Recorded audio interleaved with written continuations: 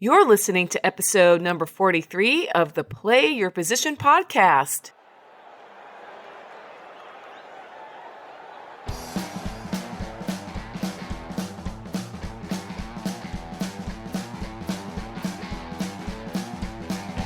Welcome to the Play Your Position podcast, where your story matters and we make it count. Here's your host, Mary Lou Kaser. Let's get started. Kickoff, move the chains, and touchdowns. Welcome to the Play Your Position podcast, where we take amazing conversations straight into the end zone. I'm your host, Mary Lou Kaser, and this is the podcast that features conversations with and about people who show up and play full out each and every day. They are the people you admire: entrepreneurs, writers, artists, musicians, parents, teachers, athletes, adventurers, and their stories give us a glimpse into what it means to be human. My goal for each episode is to introduce you to fascinating new people, new ideas, and inspire you to keep playing full out in your life's work in order to make a difference. As always, details about each episode can be found over on the show notes page at my website, playyourpositionpodcast.com. Hello, everyone. It is game day, and we have got a great show in store for you today because of my guest, Dan Caldwell. Dan, are you ready for kickoff? I'm ready. Let's do it. Awesome. Dan Caldwell is the co-founder and president of TapouT, a brand he started in 1997 when he and a partner put what little money they had together to form the apparel company whose revenues are now in the hundreds of millions. Dan has been featured on CNN, Fox Business, Forbes, The Wall Street Journal, and he's even been a character in a video game. He's been acting and producing movies, having worked on Lionsgate's Warrior, among others, as well as the TapouT TV Series, which aired on Versus, now NBC Sports. As a youth growing up in a poor neighborhood in San Bernardino, California, Dan was disturbed that he had no real mentors to look up to. And because of this, it has become both his mission and his passion to make an impact on students' lives. And with that, Dan, again, welcome to the show. It is such an honor to have a chance to speak with you today. No, thanks. I'm super happy to be on here. It's been a minute since I did an interview, so if I'm a little rusty, sorry about that. You'll be just great. So we always start the show with kickoff, and listeners know that it is game day and you are suited up and taking the field. Describe for listeners a typical day for you in the current position that you're playing. Well, right now, obviously a lot different than where I was when I first started my company. I read this book, The 4-Hour Workweek, and it literally changed the way I think about running my businesses. And I have like 12 businesses now. So it's not just TapouT. I have other companies, startups, and brick and mortar stores, a realty office, and I'm involved in all of them in some shape or form. I'm not the guy who is there day to day, but I'm in meetings, I'm on phone calls, conference calls, things like that. So I think I've just decided that I really want to not be held down to a location anymore, to an office. I didn't want to, and this happened really by mistake because when I sold TapouT in 2010, and I had the most beautiful offices you've ever seen. I built a 100-seat movie theater. It looked like a Coliseum in there. I had the craziest offices. We'd have red carpet events there. I did one of Lionsgate's premieres there. It was crazy. We had the largest Jack in the Box in the world by Guinness Book of World Records. Wow. It was insane. It was just an insane place to be. If you ever get a chance to look it up online, you can Google some of the pictures, and they wouldn't even do it justice. But it was this huge, 100,000 square foot warehouse and offices all built in together. That we had it started out as a business park, and we slowly took over the whole thing, one warehouse section at a time. And it was just, after selling the company, I thought that we were going to keep offices there. And soon it just became evident that it wasn't going to make sense. And because the company was out of New York and I was still acting president of TapouT, they decided that they wanted me to move out to New York. And I was like, absolutely not. I got kids out here and my kids are out here. There's no way I can uproot my kids because they live with their mom and their mom is married, and I'm not going to be in the situation where I have to fly out to California to see my kids. I'm just not, because I pick them up. We have a good relationship. I pick them up all the time. And, I can just come and, I'm going to pick up the kids from school today. And, so I do that on a regular basis. And I just don't want to be in that situation. Not this part of my life anymore. So the offices moving out there and shutting down these whole offices, I went through kind of like this shock. I mean, I don't know how to explain it, but I was going through a little bit of depression and kind of a soldier without a war. Didn't know what I was going to do with myself. And that's when I kind of got into the film business, and I was doing some film and trying to figure out how TapouT Films would relate to TapouT and how we can help, with the branding. And I was kind of lost. And then after reading 4 Hour Workweek, I think I just all of a sudden became really clear. Like, I know I don't have an office, but why do I want an office? Why do I want to get up and go to an office every day at 7 a.m? I just all of a sudden realized, why would I want to do that when I can do all TapouT was asking me to do now at this point was to be on video conferences at certain times and be on phone calls and do conference calls here and there. And and then I'd have to fly out and do meetings at certain times. And I had a place in New York that I would fly to and stay out there for maybe a few days or a week at a time. But that was it. And now I've just embraced it and I love it, and I wouldn't have it any other way. Yeah, that's really interesting. The transition that you experienced from being the at the center of it all. Basically, you had a stadium, you had this office that was your home that you spent all your time at and did big events at, and then suddenly no more. And that's a pretty abrupt transition, although it was obviously something you wanted. At the same time, it did leave you, I like that, a soldier without a war. I thought of like a quarterback without a team. You were kind of drifting around going, now what? But made some decisions that mattered to you and your family. And now look at where you are. You're at a place where you can design the way your day looks and follow different paths to find that professional and personal fulfillment. And Dan, in order to do what you've done with TapouT and the other businesses that you mentioned, you, I'm guessing, have had at least one instrumental coach or mentor along the way that really has influenced you to be the businessman and the man that you are today. Could you tell us more about who that is and what he or she did for you? Ooh, so I've had so many good people in my life. It'd be hard to. It is hard to pick just one. Yeah, but the obvious choice is my partner who passed away like 5 years ago. And even though he isn't with me right now, I still, and I truly mean this. Like, as much as I'm getting that's crazy. I get a little, every time I talk about him, I get a little bit emotional. But I truly mean this when I say that. Even today, I sit there and when I'm making a decision, I think about what would Charles do right now? Like, because he was like 10 years older than me when we started the company. Mm-hmm. And I always looked up to him for advice. And I would, I was very headstrong too. So I would have my own views on things, and we didn't always see eye to eye on things. But I always felt like he was, as much as we had our own views, it kind of like settled out where he kind of made the final decision, just because I was he had lived longer. He had more, I always felt like he made good decisions, and we kind of just lived, okay, well, this is on you then. You decided this is what we're going to do, then okay, let's go that direction. Let's see how that works out. And if it doesn't, we can revisit it, and maybe you can take my advice into account. But he was always right. He just always made good decisions. He always he always had the right things to say when we were in situations. I was always jealous of not jealous, but like wanted that for myself, how he would approach a certain problem, and he just always felt like he had the answer. Or if he didn't have the answer, he knew how to deal with not having the answer.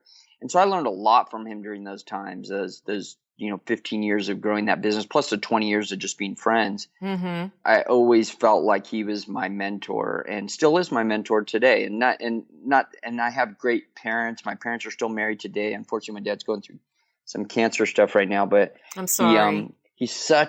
My dad was such a good guy, and my parents were so good at bringing me up in the right way, even though I grew up in the worst neighborhood ever and dealt with shootings and gang stuff all, outside my door.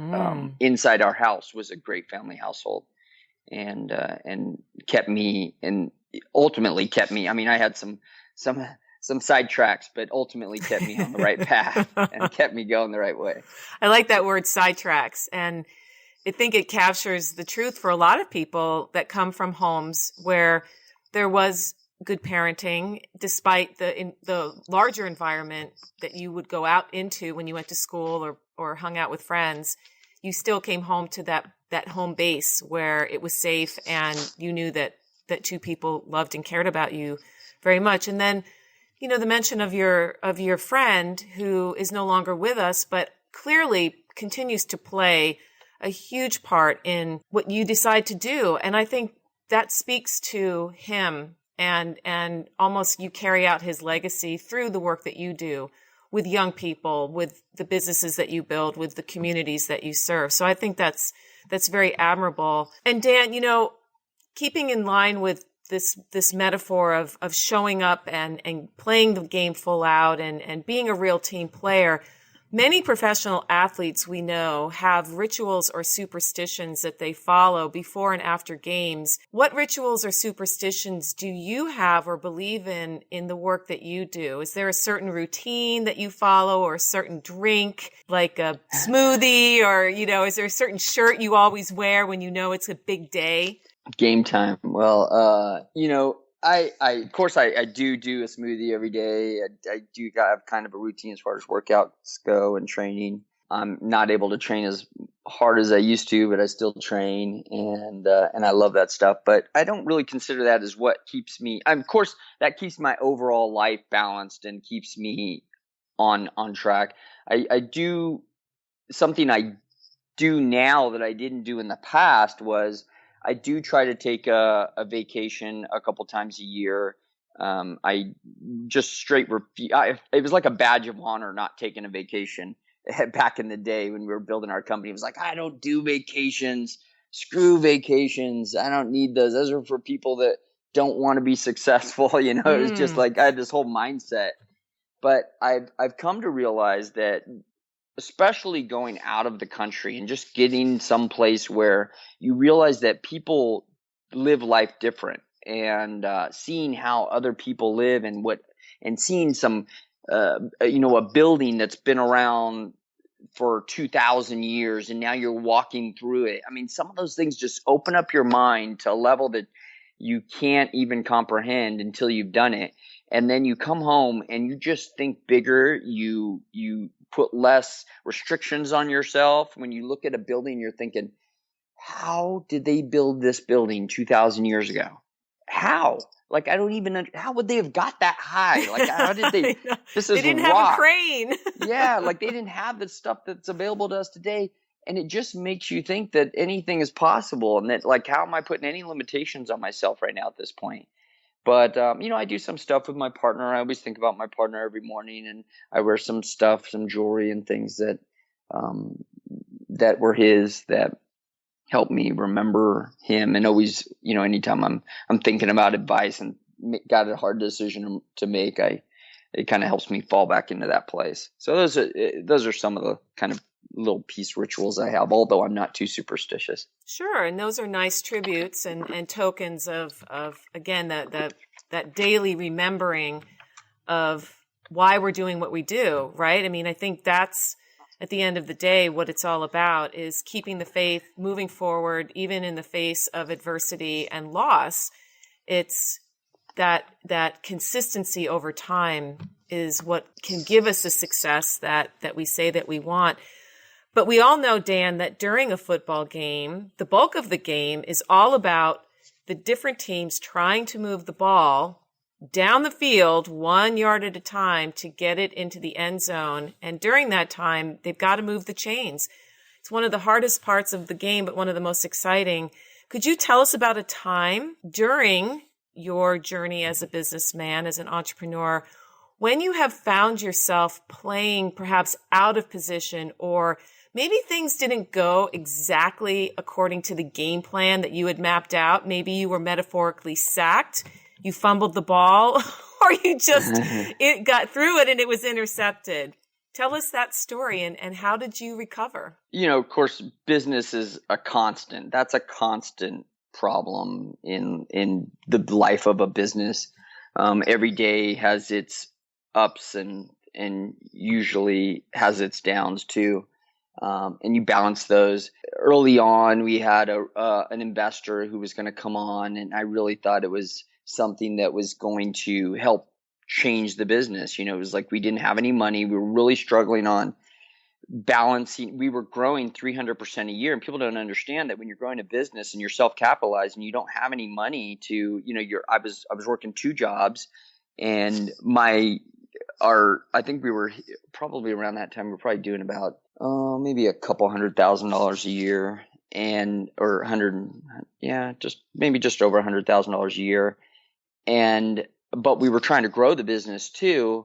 And when you're putting every penny you have back into the business plus some, and you're having to do trips and fly out here, and you're wanting to do certain types of advertising, and you have lots of opportunities in front of you that are really driving you nuts because you have this opportunity to do something great, like sponsor a fighter that costs $5,000 or $3,000, and you're like, man, this guy's a champion. If I just had $3,000, and when you're working a day-to-day job, man, $3,000 back then was, man, that was more than I made in a month.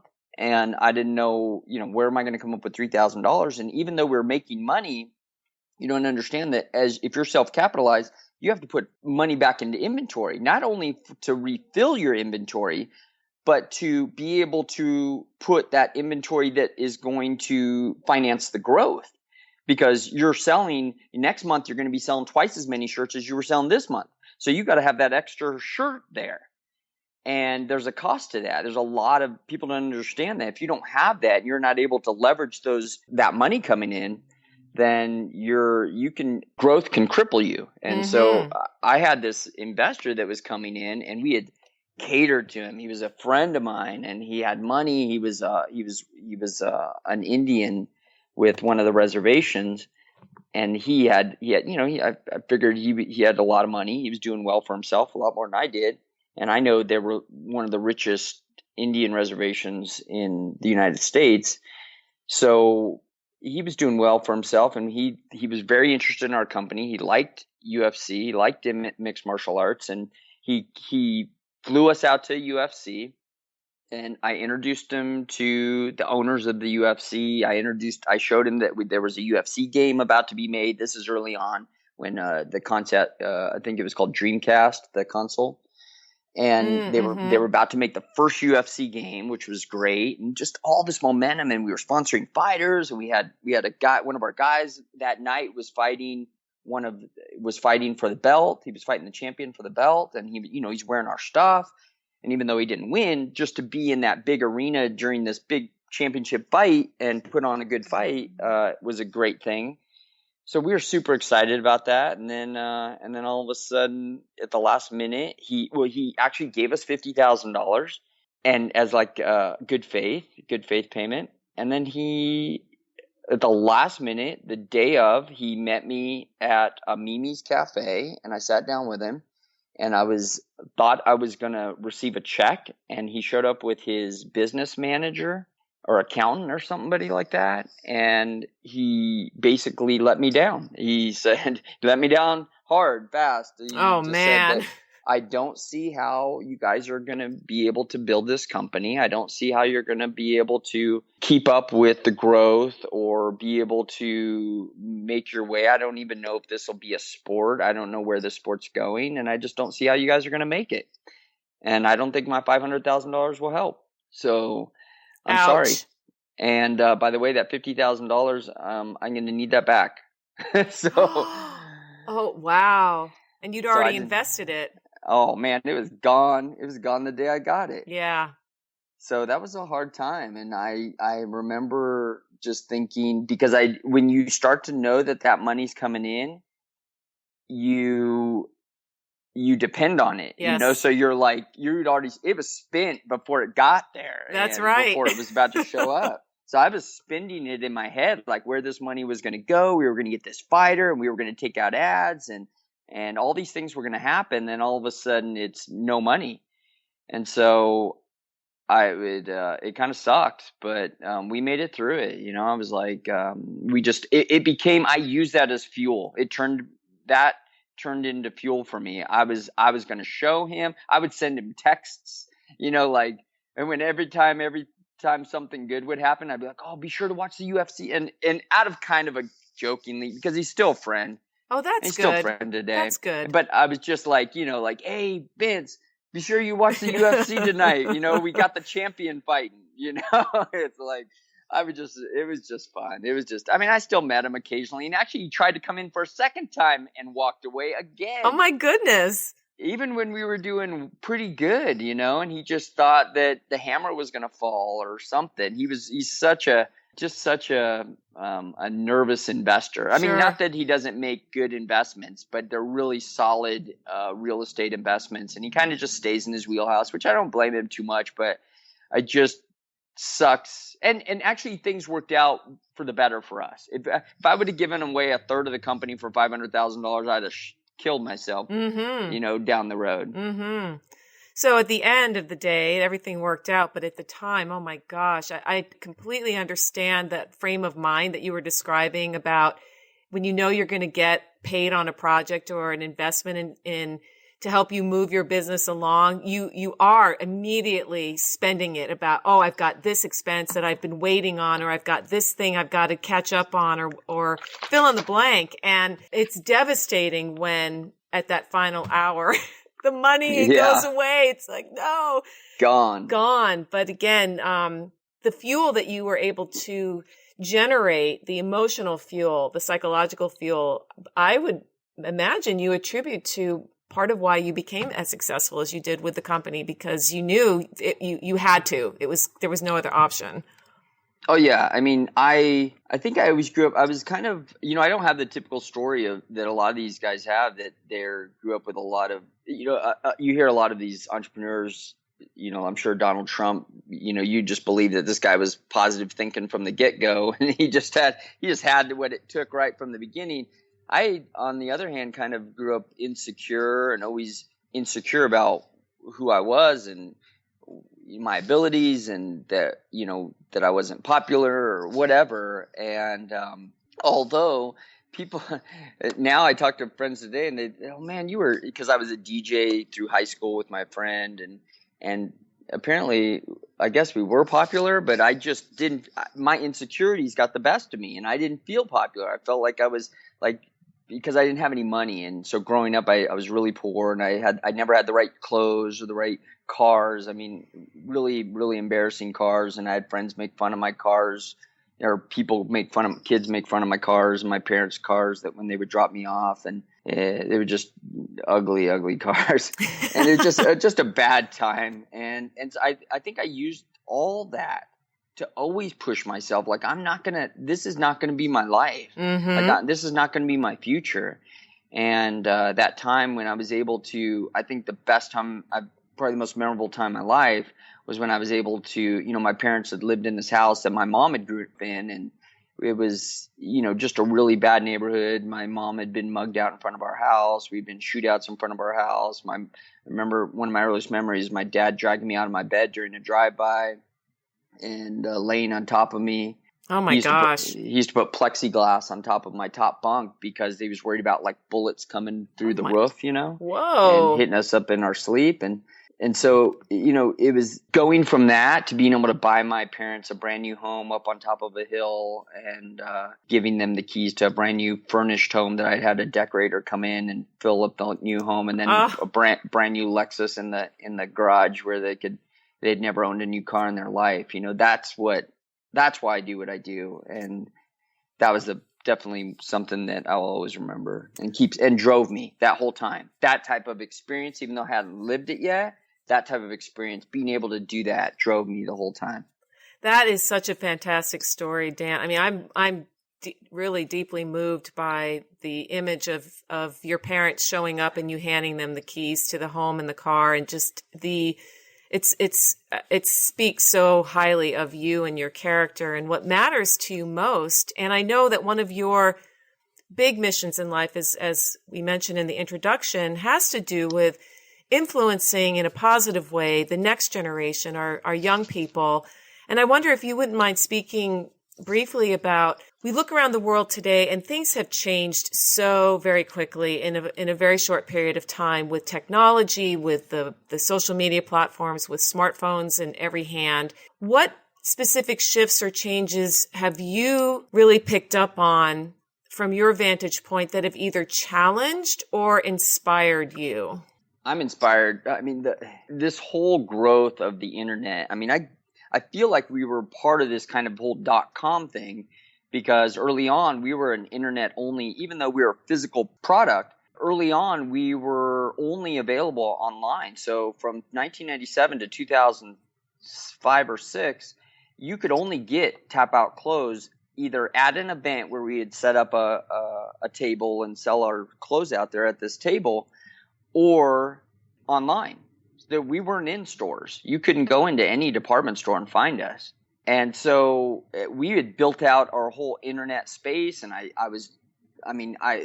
idea that we were going to be able to buy clothing on our phones, and where that whole commerce thing is going now, the fact, the idea that we might be able to be watching television and see a shirt that a guy's wearing and touch that screen, and all of a sudden it tells you where that shirt's available. And if you want to order it now, push a button and all of our credit card information is already in there. It's just a one-touch purchase. I mean, that's insane. Yeah, it's fascinating that we're there. Yeah, and it excites me, and I want to stay in front of that curve as much as I can. And I know technology is growing so fast. It's sometimes you have to figure out which direction you're going to take, because people are, like QR codes didn't take off the way people thought that they were going to take off, maybe. But you decide to, am I going to venture down that area? Am I going to change everything so that it goes down that pathway? Or am I going to hold off to see if that's actually going to catch on? Or, you're trying to get ahead of the curve, but what do you bet on? What technologies are you going to bet on? But I'm really enjoying the idea of where the phones and how the phones are, the phones and the phone watches are leading the way for us to stay connected between people and keep us connected and keep us within commerce, so our lives are easier in some ways. And then again, we're a little disconnected from people in other ways. And that saddens me a little bit, because I feel like that real healthy connection of, I sit down at the table and my kids are on their iPads. I tell everybody, put your iPads away. Like I can't take that. It's like we need to keep that. We need to figure out more ways. I like the ideas that we could. I think they have a kitchen table now that can zap everybody's connection or something like that. Really? Yeah, I heard that. Somebody told me that. It's a great invention. Right? And I thought, man, you push the button and all of a sudden everybody's phones, everybody's iPads, everybody's disconnected. And I love stuff like that. Yeah. I think that has a place in our future. Absolutely. For sure. It does. And I think that kitchen table really speaks to the extreme that we're facing now, as people are feeling that dichotomy between, man, look how far we've come and how cool is this, and then couple that with, but wow, we look around and everybody's praying to their smartphone as they drive down the freeway. They're not like talking to each other. They're texting or searching something instead of having a face-to-face conversation about life. So really interesting times. I totally agree. Thank you for sharing your perspective on that. And I think we're at the point in the show, Dan, where, probably the most exciting part of any football game is when your team takes that ball into the end zone and scores the game-winning touchdown. So you are in the red zone and there are less than 30 seconds left on the clock. You are down by 4 points. It's third down and it is now or never. Tell us a story about a time when you overcame this obstacle and ran the ball into the end zone for the game-winning touchdown.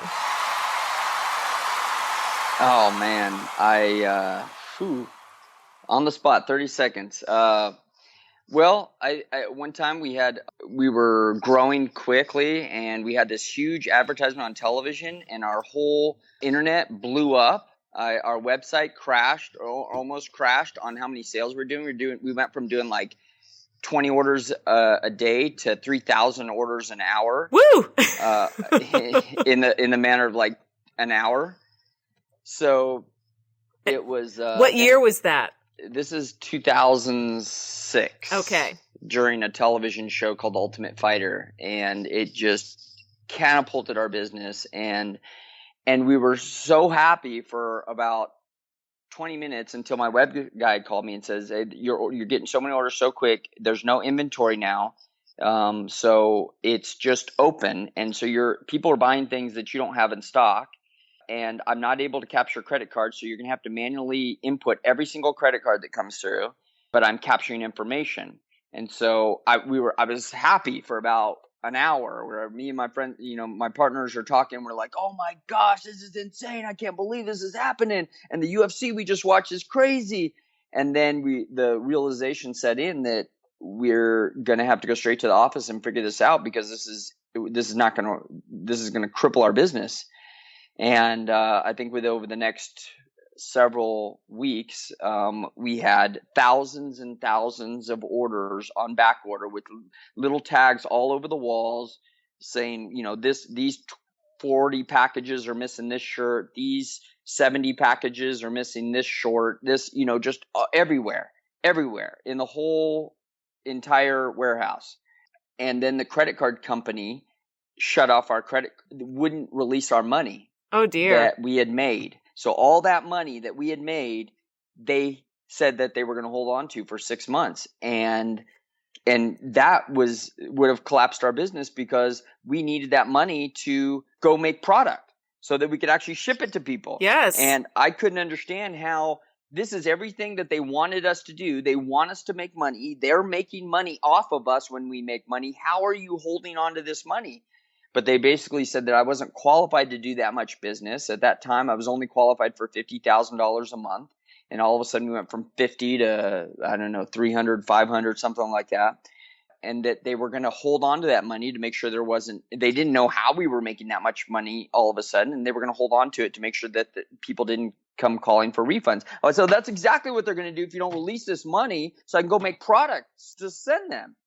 And it was just this, I got so frustrated with them I think after talking to them the 20th time on the phone, talking to their managers, talking to everybody, trying to go up as high as I could to get this money released, that I eventually I ripped the phone out of the wall. I lost it. Man. I grabbed every piece of furniture that wasn't nailed down, and I threw it into the parking lot. I probably broke 2 or 3 office chairs. And after people were just, all my employees were just, 6 of my employees were standing around watching me, because I just lost it. I went off the deep end, and then I walked out to the street, and I sat on the curb, and I just lost it. And I just let it go, and I was crying, and I didn't know what to do. And I called my partner, and I said, I don't know how to get out of this. I've called a couple of people for money, and we have no money, and we have no way to produce product, and no way to get credit, because both of our credits suck. And we're done. I don't see any way out of this. And after a quick discussion, he said, what about that mentor that you were talking about? What about talking to him? And I realized that he had this huge credit card business, this infomercial business, where he took on a lot of credit card business. And this quick phone call with my partner, again, who is also my mentor. And I call this guy, and while I'm sitting on that curb, I give this long plea to him, and kind of a 3-minute pitch about what's going on with our business, but how good it is, how the business is growing, and how these are good problems. And I'm still trying to, I'm probably a mess, and I'm still fighting back this, because now I'm kind of mad, and these mad tears are ready to come out. Mm-hmm. And he says, you know what? He goes, I believe you guys. He goes, I'm going to call the credit card company right now. I'll co-sign for that money. They'll release it, because I've dealt with this before. and then you guys can come over to my credit card company, and I know they'll give you at least $1 million a month in credit. Wow. And all because of this one mentor who just believed in us. And that's why I can never understate how important it is to have a mentor.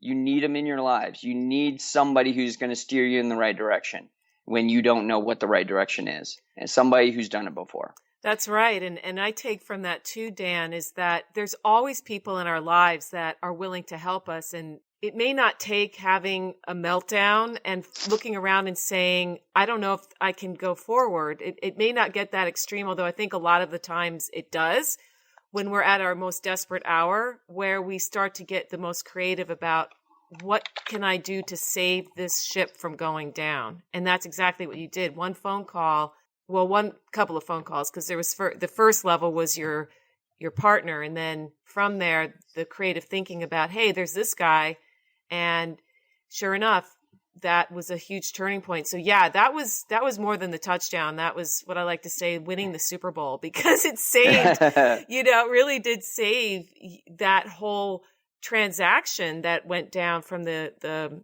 television program and allowed you guys to continue to move forward. Oh, what a great story. And that guy actually ultimately came over to become president of our company. Fantastic. So it turned out great. It turned out great. Well, as we wrap up the show, Dan, I like to have my guests leave listeners with 1 to 3 key offensive strategies straight out of the Dan Caldwell playbook that they could implement right away to move the chains of their lives and or businesses forward. What advice do you have for us? First and foremost, constantly educate yourself. I know why other people are sitting there listening to music on their iPods or in their cars. I'm listening to podcasts. I'm listening to podcasts like these. I'm listening to books. I'm educating myself on how I can get better, because I'm constantly trying to get better.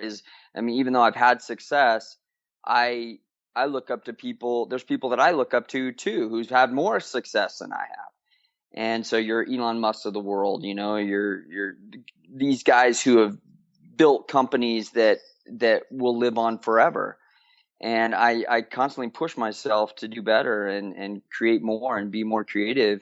And I think through educating yourself like that, through self-education, books and podcasts and videos and biographies, I love biographies especially, that you can do that. And then also along those same lines, finding a mentor, finding somebody that you can, whether sometimes that is only in books. Like where I grew up, there wasn't a lot of people I could talk to. I didn't really have mentors growing up.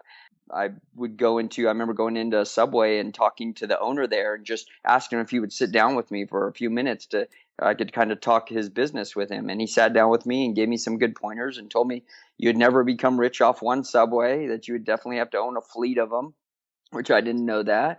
And, I was in high school, like I was probably in junior high. A junior in high school. And it helped me figure those things out. And it was just asking those questions, ask those hard questions sometimes. And people will say yes. There's people out there. Even people that have the time, you will eventually find one. You will find somebody who will give you a yes. And you may ask 10 people if they'll be your mentor, and they may all say, I don't have the time. But eventually you'll find one that will. That's right. It's persistence. It's wanting something bigger than yourself. And asking questions is such a simple tool. And I think it's way overlooked because of Google. We just want to go and find our information rather than sit across from a real life person who's doing what we either want to do or is in that particular industry. He here was a business owner, and at the time, I don't know, maybe you did want to be a franchise owner, but you were asking him about business. And more people than not, surprisingly, even the higher up you go, are so flattered and honored to have somebody actually ask them about their life, their story, because most people don't, especially the higher up. I heard this, I think it was Mark Cuban on an interview was talking about, the interviewer asked him a question about what what is it that you look for when you work with somebody? And he says, first and foremost, I have to know that I can trust this person and that also this person's doing what they're doing for the right reasons and not just to be around, quote unquote, Mark Cuban, that they really are genuinely, because when you get to that level, and I'm sure, Dan, you've been very successful from a financial standpoint, there are people that are out to get something from you, right? That you have to really think about who is this person and how are they wanting to serve?